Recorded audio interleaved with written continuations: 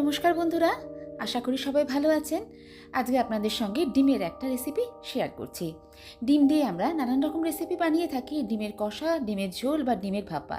আজকে ডিম দিয়ে একদম ইউনিক স্টাইলের একটা রেসিপি আপনাদের সঙ্গে শেয়ার করব। খেতে ভীষণই টেস্টি হয়, আর এই রেসিপিটা একবার বানালে আপনাদের বারবার খেতে ইচ্ছা করবে। তাহলে চলুন শুরু করা যাক আজকে ডিমের একদম নতুন স্টাইলের একটা রেসিপি। সঙ্গে আছি আমি আপনাদের বন্ধু মহুয়া। আমার চ্যানেলে আপনাদের সবাইকে স্বাগত জানাচ্ছি। আজকের রেসিপি বানানোর জন্য আমি এখানে 4টি ডিম ইউজ করব। ডিমটা ফাটিয়ে আমি একটা বাটিতে নিয়ে নিয়েছি। ডিমের মধ্যে অল্প একটু নুন দিয়ে দিলাম আর দিয়ে দিচ্ছি গোলমরিচের গুঁড়ো। ডিমটাকে এবার ভালো করে ফেটিয়ে নেব।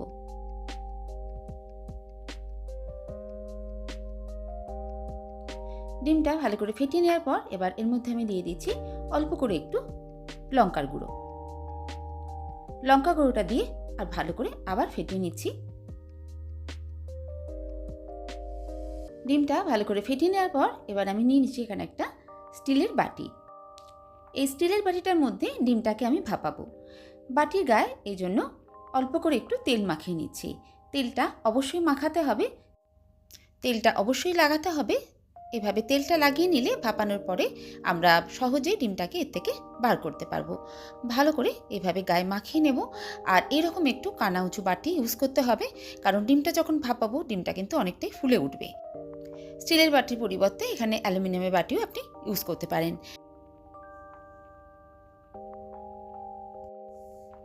গ্যাস অন করে কড়াতে আমি অল্প করে একটু জল দিয়ে বাটিটা ওর মধ্যে বসিয়ে দিলাম। জলের পরিমাণটা এতটা দিতে হবে যাতে জলটা যখন ফুটবে বাটির মধ্যে যেন না আসে। আমি এখানে হাফ কাপ মতো জল দিয়েছি। এবার গ্যাসের ফ্লেমটা অন করে ঢাকা দিয়ে 10 মিনিট ভাপিয়ে নেব।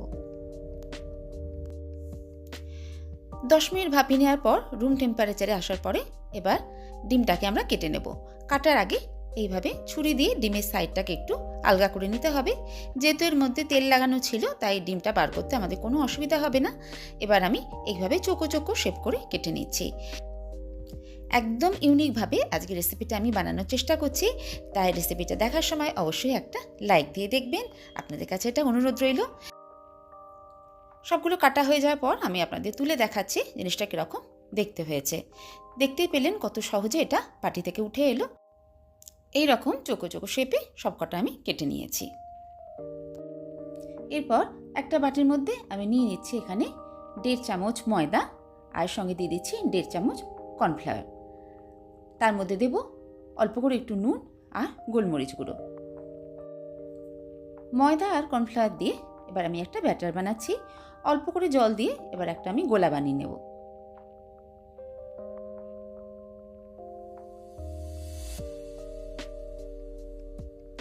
ময়দার গোলাটা খুব বেশি পাতলা বা মোটা হবে না, এরকম মাঝারি টাইপের গোলাটা বানাতে হবে। এবার ভাপা ডিমের পিসগুলো এই গোলার মধ্যে দিয়ে এগুলোকে ভাজবো। ভাজার জন্য কড়াতে সাদা তেল নিয়ে নিলাম। ময়দার গোলায় ডুবিয়ে ডিমের পিসগুলো আমি এর মধ্যে ছেড়ে দিচ্ছি।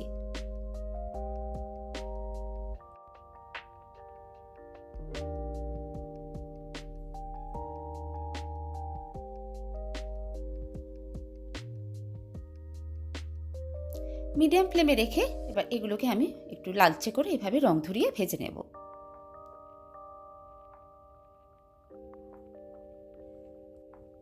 ডিমগুলো এখন সুন্দর ভাজা হয়ে গেছে। এবার আমি এগুলোকে উঠিয়ে নেব। সবকটা ডিমের পিস ভেজে নেওয়ার পরে তেলটা একটু কমিয়ে রেখে বাকি তেলে রান্নাটা করছি। প্রথমে দিয়ে দিলাম আমি এখানে 3 পিস মতো রসুন কুচি, আর সেই সঙ্গে দিয়েছি আদা কুচি। কয়েক সেকেন্ড এগুলো ভেজে নিচ্ছি। এবারের মধ্যে দিয়ে দিচ্ছি চৌকো করে কেটে রাখা কিছু ক্যাপসিকাম। ক্যাপসিকামটা আমি আরও কয়েক সেকেন্ড ভেজে নেব। ক্যাপসিকামটা একটু ভাজা হয়ে গেলে এবার এর মধ্যে দিয়ে দেব চৌকো করে কেটে রাখা একটা মিডিয়াম সাইজের পেঁয়াজ, আর দিয়ে দিয়েছি 2টো কাঁচা লঙ্কা কুচি। সবগুলো এবার আবারও খানিকক্ষণ ভেজে নেব, তবে খুব বেশিক্ষণ সময় ধরে ভাজবো না। এবার আমি এর মধ্যে দেব 3 চামচ টমেটো সস আর 1 চামচ গ্রিন চিলি সস। আর দিয়ে দিচ্ছি 1 চামচ সয়া সস। সসগুলো দিয়েও আবার একটু এভাবে নাড়াচাড়া করে নিচ্ছি।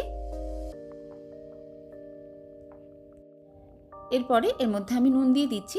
নুন দেওয়ার সময় খেয়াল করতে হবে যে সসগুলোর মধ্যেও নুন আছে, তাই সেটা বুঝিয়ে দিতে হবে। আর দিয়ে দিলাম 1/2 চামচের থেকেও কম কাশ্মীরি গুঁড়ো লঙ্কা, এতে রান্নার কালারটা সুন্দর আসবে। এরপরে এর মধ্যে দিয়ে দিচ্ছি কর্নফ্লাওয়ার গোলা জল।